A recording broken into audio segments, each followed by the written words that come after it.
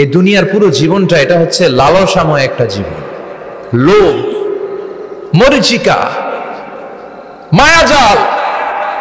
এই মায়াজালে আমরা আটকে আছি, ফলে মৃত্যুর কথা আমরা ভুলে গিয়েছি। পাগলের মতো ছুটছি, আরো টাকা লাগবে, আরো খ্যাতি লাগবে, আরো যশ লাগবে, আরো দাপট লাগবে। আমার এত টাকা দিয়ে কি হবে? এত সম্পদ দিয়ে কি হবে? এত ব্যস্ততা দিয়ে কি হবে? তোমার স্টপ, থামুন, অনেক হয়েছে। আন্না, থামুন, take a rest, take a breath and think about death. Think that you have to go back to your Lord. একটু বসেন না, একটু ভাবেন যে আমাকে চলে যেতে হবে, চলে যেতে হবে। এই কোলাহল, এই ব্যস্ততা, এগুলো থাকবে, থাকবো না আমি। সাইয়েদনা ওমর ফারুক বলেছেন, মুতু ক্বাবলা আন তামুতু, মরার আগে একবার মরো। হাসিবু ক্বাবলা আন তুহাসাবু আলাইকুম, তোমার হিসাব নেওয়ার আগে তুমি একবার নিজের হিসাবটা করো না। কাগজ বের করে একটু লিখো না কি কি ভালো কাজ করছিলা, যেগুলো দিয়ে নাজাতের ওসিলা হতে পারে। 1 2 3, আর কি কি আকাম কুকাম করছো দেখো না, লিখে দেখো তোমার অবস্থাটা কি। মরার আগে একবার মরো।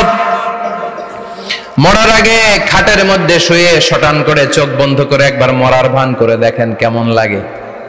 চোখটা বন্ধ করেন আর ভাবেন আপনি নাই, কি কি হতে পারে ভাবেন। আপনার ছেলে মেয়েরা কান্না জুড়ে দিবে, আপনার প্রাণের স্ত্রী বিলাপ শুরু করে দিবে, বন্ধু বান্ধবের চিৎকার আর মাতম, স্থানীয় এলাকার মসজিদে ঘোষণা, অমুক এলাকার নিবাসী অমুক ভাই অমুকের ছেলে অমুক দুনিয়ায় নাই। সব আত্মীয়রা চলে আসবে, ফেসবুকে স্ট্যাটাস দেয়া হবে, সবাই সবাইকে জানাবে বিকাল 4টায় অমুক হাই স্কুল ময়দানে আপনার জানাজা। ছুটে আসবে, সবাই ছুটে আসবে আপনাকে শেষ বিদায় দিতে, গুড বাই জানানোর জন্য, আল ওয়াদা, বিদায় জানাতে আসবে সবাই। 4 তাকবীর দিয়ে আপনার জানাজা হবে, অশ্রুসিক্ত জানাজায় আপনার বিদায় হবে। কাঠের খাটিয়ার মধ্যে করে কাঁধে তুলে আপনার কবরে নেওয়া হবে। আগে থেকে খুঁড়ে রাখা কবরটার মধ্যে আপনারে বিছিয়ে দেয়া হবে। বাঁশের কচি দিয়ে তার উপরে মাটির চাপা দিয়ে সব চলে যাবে। ভাবেন না একবার চোখ বন্ধ করে, this is the circle of life, this is the nature of life. এটা সবার হবে, আমার হবে, আপনার হবে। এত মায়া, এত ভালোবাসা কই যাবে? কেউ থাকবে না, সবাই আপনার অন্ধকার কবরে রেখে দিয়ে চলে আসবে। উপরে বাঁশের কঞ্চি, তার উপরে মাটির চাপা, অন্ধকার আর অন্ধকার। এই অন্ধকার যেন শেষ হতে চায় না, শুধুই অন্ধকার, ঠিক কিনা? এজন্য আমাদের চলে যেতে হবে। দাদা গেল, চাচা গেল, মামা গেল, আমাদেরকেও যেতে হবে, জোরে কোন ঠিক কিনা? একদিন মাটির ভেতরে হবে ঘরে মন আমার, কেন বন্ধ দালান ঘর, প্রাণ পাখি উড়ে যাবে পিঞ্জর ছেড়ে।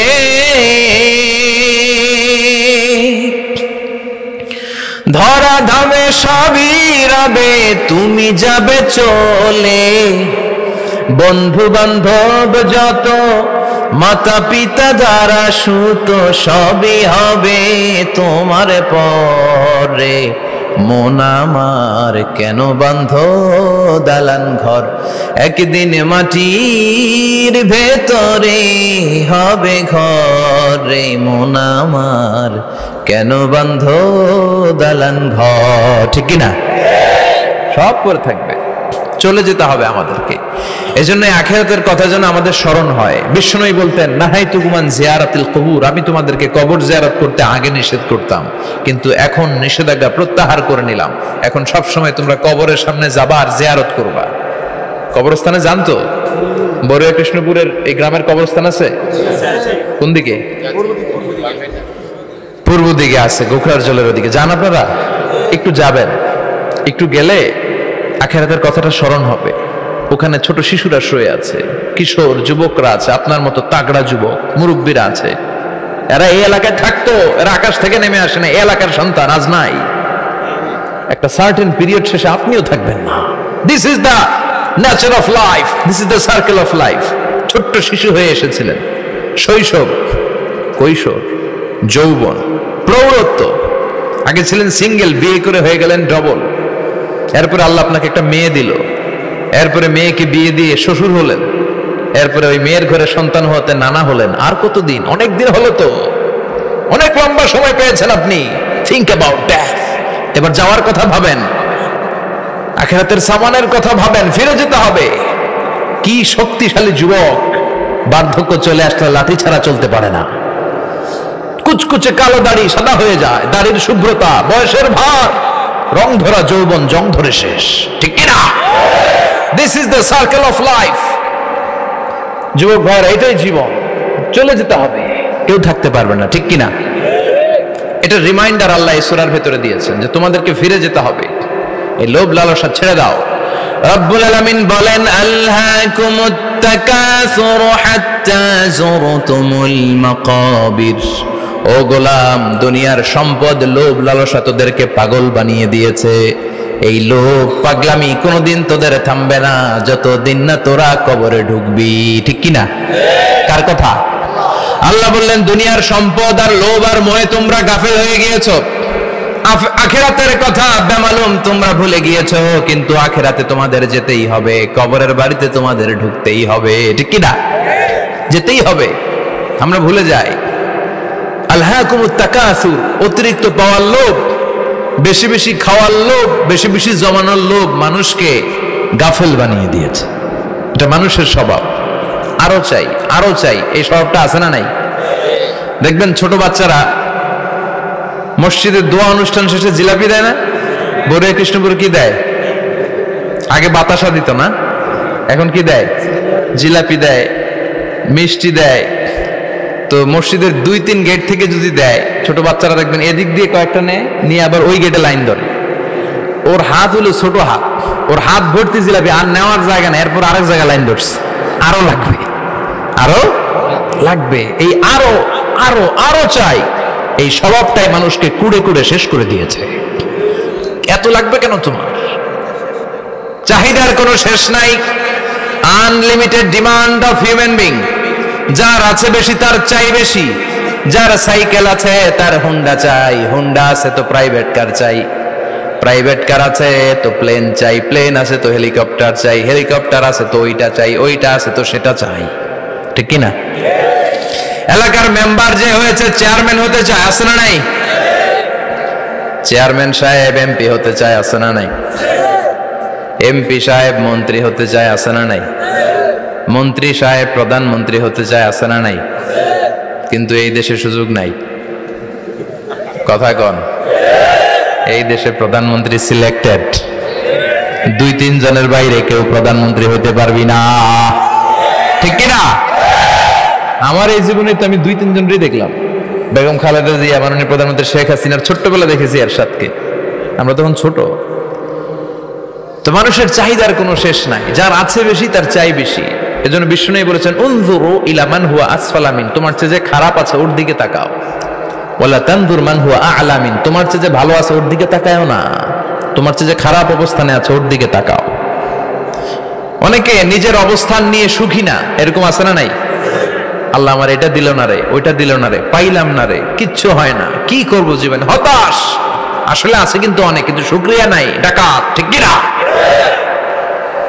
নিজের অবস্থান নিয়ে সুখী না, কিন্তু অনেক লোক আছে তারা আপনার অবস্থানে পৌঁছতে চায়। তাদের দিকে তাকিয়ে দেখেন, আপনি যে অবস্থানে আছেন এই অবস্থানে পৌঁছাটা অনেকের কাছে স্বপ্ন। তারা প্রতিনিয়ত সংগ্রাম আর স্ট্রাগল করে যাচ্ছে আপনার অবস্থানে পৌঁছতে, আর আপনি এটা নিয়ে সন্তুষ্ট না। শেখ সাদির নাম শুনেছেন? বালাগাল উলা কাশাফাত দুজা, এই কবিতাটার রচয়িতা ইরানের বিখ্যাত এক কবি। উনি একবার আর্থিক সমস্যার মধ্যে দিয়ে সময় কাটাচ্ছেন, টাকা নাই, পয়সা নাই, পায়ে দেওয়ার মতো জুতা নাই। উনি খুব দুঃখ পেলেন, হায় রে, আমি ইরানের এত বড় কবি, আমার পায়ে দেওয়ার মতো জুতা নাই। দুঃখ ভরা মন নিয়ে রাস্তায় হাঁটতে বেরোলেন। হাঁটতে হাঁটতে হঠাৎ দেখলেন একটা লোক শুয়ে শুয়ে কাঁদছে, ওই লোকটার 2টা পাই নাই, পাই নাই। উনি সেজদায় পড়ে গেলেন, আল্লাহর কাছে ক্ষমা চাইলেন, আল্লাহ অনেক দিয়েছো, শুকর আলহামদুলিল্লাহ। এজন্য যেই পরিস্থিতিতেই থাকি না কেন আমরা কি পড়বো? জোরে বলেন, কি পড়বো? এজন্য আল কানাতু মিনাল ইসলাম, অল্পে তুষ্ট থাকার নাম হলো ইসলাম।